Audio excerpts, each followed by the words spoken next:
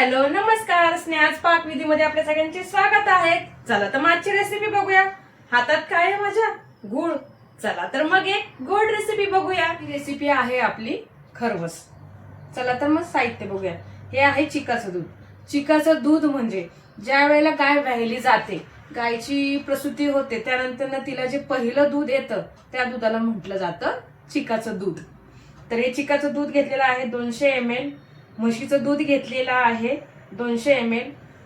गूळ घेतलेला आहे 100 ग्रॅम. विलायची पावडर, केसर आणि जायफळ.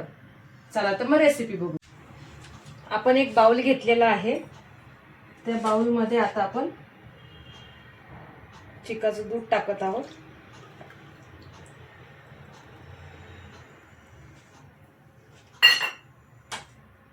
आणि त्याच्यामध्ये आपण टाकत आहोत म्हशीचं दूध.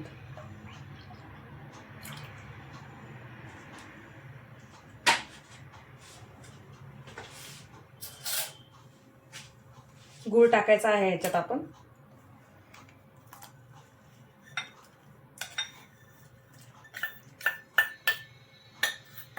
आपण चिकाचं दूध आणि म्हशीचं दूध हे समप्रमाणामध्ये घेणार आहोत. बघा आता चिकाचं दूध कसं ओळखायचं तर बघा, चिकाचं दूध जे असतं ते पिवळं असतं, म्हणजेच गाईचं जे दूध असतं चिकाचं ते पिवळं असतं आणि म्हशीचं जे असतं ते पांढरं असतं दूध. आता आपण याला सगळं मिक्स करून घ्यायचं ह्याच्यात सगळं.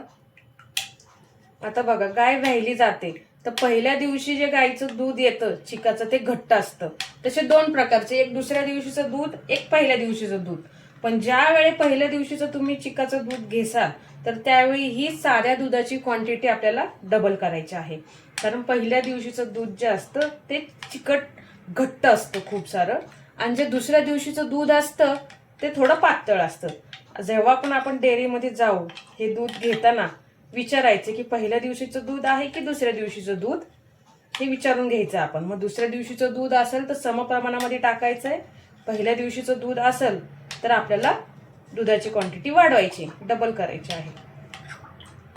तर बघा, आपण गूळ सगळा विरघळून घेत आहोत.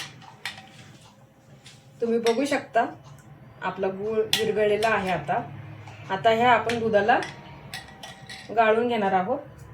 गाळून याच्यासाठी घ्यायचे, जे गुळातली घाण असते किंवा कचरा म्हणा थोडा बहुत येतो, कधी कधी बारीक खडही असते त्याच्यात, त्यामुळे हे आपल्याला गाळून घ्यायचं आहे दूध,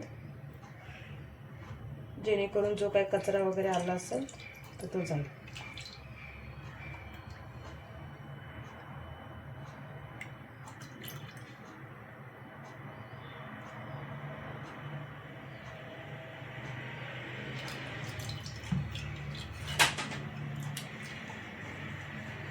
आपण याला गाळून घेतलेला आहे. हा मी केकचा टीन घेतलेला आहे. तुम्ही कुकरचा डब्बा किंवा असं पातेलं वगैरे घेतलं तरी चालणार आहे. आता मी याच्यामध्ये जायफळ पावडर टाकत आहे.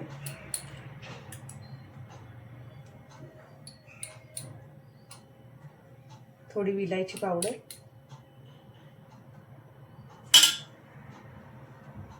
आणि केसर. केसरनी कलर खूप छान येतो, दिसायलाही खूप सुंदर दिसतो. आणि हो, हे खरवस खाण्याचे फायदा पण आहे. ह्या खरवसमुळे आपले हाडं बळकट होतात, इम्युनिटी आपली वाढते, इवन आपल्या वाईट पेशीही हे जे आहे मी आता हलवून घेत आहे.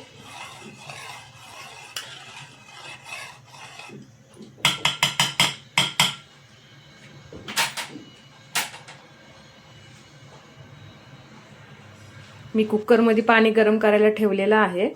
अशा प्रकारे मी कुकरमध्ये पाणी गरम करायला ठेवलं आहे.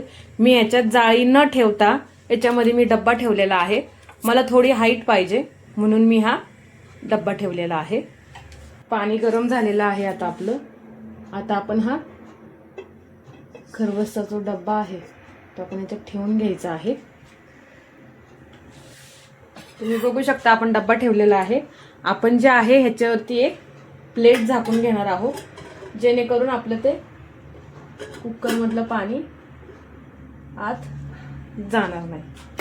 आणि आपण झाकण लावून घ्यायचं आहे. आपण शिट्टी काढून घ्यायची आहे कुकरची. बघू शकता तुम्ही. तर मीडियम गॅसला ठेवायचं आहे आपण ह्याला 20 ते 25 मिनिटं ठेवणार आहोत. बघू शकता तुम्ही, मी आता खरवसला बाहेर काढलेला आहे. आता आपण ह्याला 1 तास फ्रीजमध्ये ह्याला थंड व्हायला ठेवायचं आहे. त्याच्यानंतर ना आपण याच्या वड्या पाडायच्या आहेत. आता आपण याच्या वड्या पाडून घेऊया.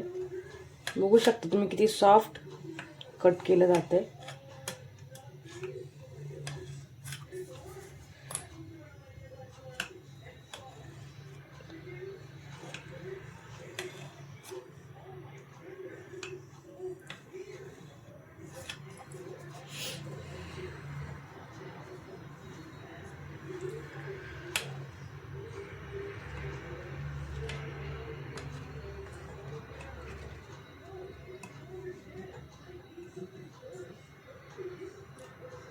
बघू शकता तुम्ही किती इझिली आपल्या वड्या निघत आहेत.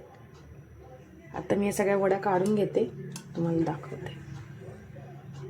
तयार आहेत आपल्या खरवसाच्या वड्या. बघू शकता तुम्ही किती छान जाळी धरलेली आहे. ह्याला मस्त झालेल्या आहेत. तोडताना पण बघा किती सॉफ्ट तुटली जाते. मस्त ज्युसी आणि हेल्दी रेसिपी आहे ही. नक्की ट्राय करा. रेसिपी आवडली असेल तर लाईक करा, शेअर करा, सबस्क्राईब करा, कमेंट्स करा. भेटूया पुन्हा एका नवीन रेसिपी सोबत स्नेहाज पाक किचनमध्ये.